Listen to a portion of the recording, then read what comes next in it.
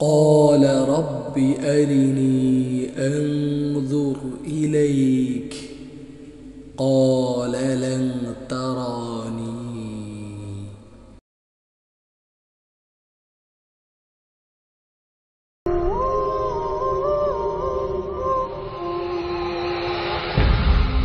আসসালামু আলাইকুম ওরহমতুল্লাহি ওয়াবারাকাতুহু। ওয়েলকাম করছি আমার নতুন আরেকটি ভিডিওতে।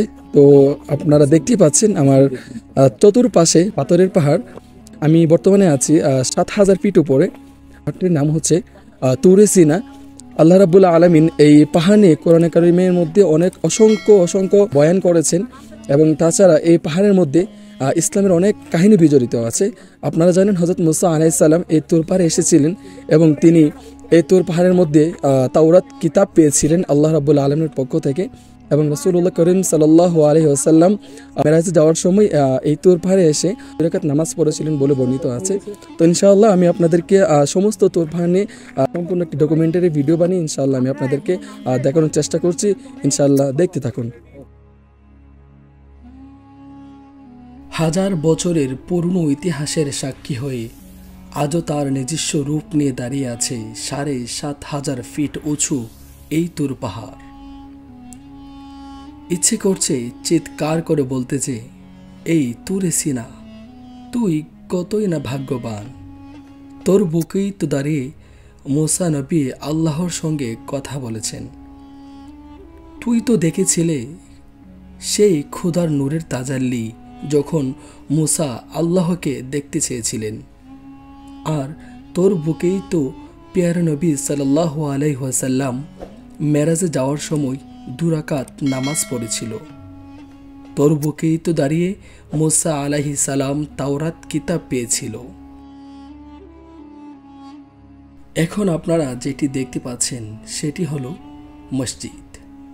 তার পাশেই রয়েছে ইহুদি ও খ্রিস্টানদের জন্য গির্জা, আর মসজিদের পাশেই রয়েছে একটি গুহা, যেখানে বর্ণিত আছে যে মুসা আলাইহিস সালাম বনি ইসরায়েলকে পাহাড়ের পাদদেশে রেখে এই স্থানে তিনি ইতেকাফ করেছিলেন প্রায় ৪০ দিনের জন্য।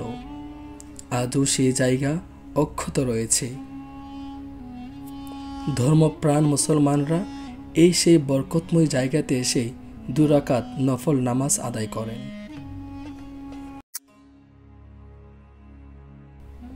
আর এখন আমি প্রবেশ করছি মসজিদে, যেখানে মুসলমানরা এসে নামাজ আদায় করে।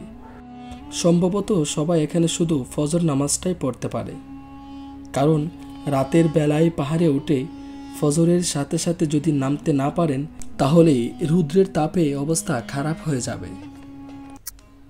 ঠিক এই মসজিদের পাশে রয়েছে ইহুদি খ্রিস্টানদের জন্য গির্জা। তারাও এই স্থানটিকে পবিত্র মনে করে জিয়ারত করতে আসে।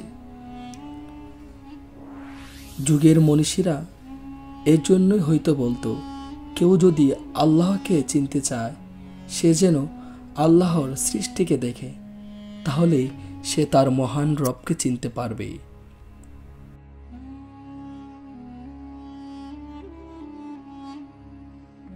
এটি হচ্ছে ইহুদিদের উপাসনালয়ের পিছনের দিক, যেখানে একটি ঘণ্টি বাঁধা আছে। আমরা এখন নামার প্রস্তুতি নিচ্ছি, কারণ আমরা পাহাড়ে উঠেছিলাম রাত ১২টার দিকে আর পৌঁছেছিলাম রাত ৩টা ৩০ মিনিটে। মুসা আলাইহিস সালাম বনি ইসরায়েলদের জন্য কি না চেয়েছিলেন আল্লাহর কাছে। তাদের জন্য আসমান থেকে মান্না সালু আসত। একটানা ৪০ বছর তা অব্যাহত ছিল, কিন্তু হঠাৎ করে তারা বলতো, এগুলো আমাদের আর ভালো লাগে না। হে মুসা, তোমার রবকে বলো আমাদেরকে ওয়াদাসিহা ওয়া বাসলিহা, ডাল পেঁয়াজ এগুলো দেওয়ার জন্য। তখন আল্লাহ রাব্বুল আলামিন এগুলো দেয়া বন্ধ করে দিলেন। আপনারা তুরে সিনা গেলে কিছুক্ষণ পর পর দোকান দেখতে পাবেন, যেখানে পানি জাতীয় কিছু পণ্য পাওয়া যায়, যা সত্যি পর্বত আরোহীদের জন্য খুবই উপকারে আসবে। ধীরে ধীরে আমরা নিচে যাচ্ছি আর সূর্যের তাপ বাড়তে শুরু করলো। তারপরেও পাহাড়ের সৌন্দর্য দেখে আপনার ক্লান্তি চলে যাবে। পাহাড় থেকে নামার সময় এমন কিছু খাড়া সিঁড়ি থাকে যা দিয়ে নামতে কিন্তু ভালোই লাগে, কিন্তু পাহাড়ে ওঠার সময় বোঝা যায় কত ধানে কত চাল।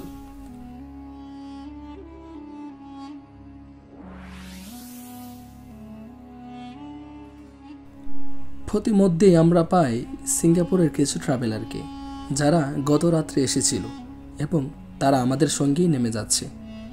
হয়তোবা তারা ধর্মের দিক দিয়ে খ্রিস্টান হতে পারে।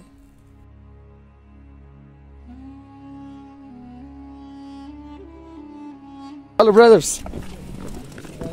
Hello. Where are you from? Singapore. Singapore? Have a nice day. উনি হচ্ছেন আমাদের নাইম ভাই। ও অনেক কষ্ট হচ্ছে। শীতের কাপড় চারা চলে আসলে দুবাইয়ের শেখরা উঠছে, এটা আসলে অনেক। না আমি কিন্তু নাইম ভাইকে বলছি যে শীতের কাপড় নিয়ে আসেন, উনি বলে আমার শীত করে না, পরে দেখুন হাতে কাঁপে পাও কাঁপে। আসলে ভাই শীত করে না।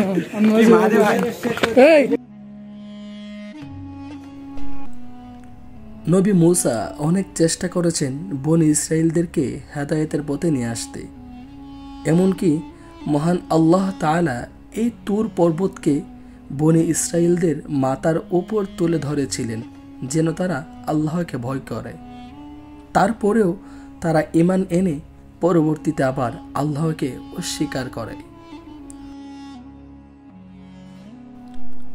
নবী মূসা আলাইহিস সালাম যখন 30 দিনের জন্য ইতিকাফ এসে 40 দিন থাকতে হয়েছিল, তখন সেই বনি ইসরায়েল জাতি আবার গরুর বাছুরের পূজা শুরু করে দিল এবং পরবর্তীতে নবী মূসা তাদের এরূপ অবস্থা দেখে তাদের প্রতি রাগান্বিত হন এবং আল্লাহ এ জাতিকে ধ্বংস করে দিল।